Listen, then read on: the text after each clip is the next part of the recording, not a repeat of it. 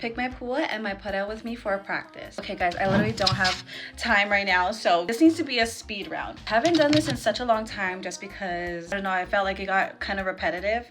But honestly, I don't care. It's fun. I love blindly picking out my pareu, so I'm just gonna lay it on my desk and just blindly pick it out. I've been sewing a lot this month, so I do want to go to the fabric store and get even more colors. Today we have vahine practice, so I'm super excited. Let's do this thing.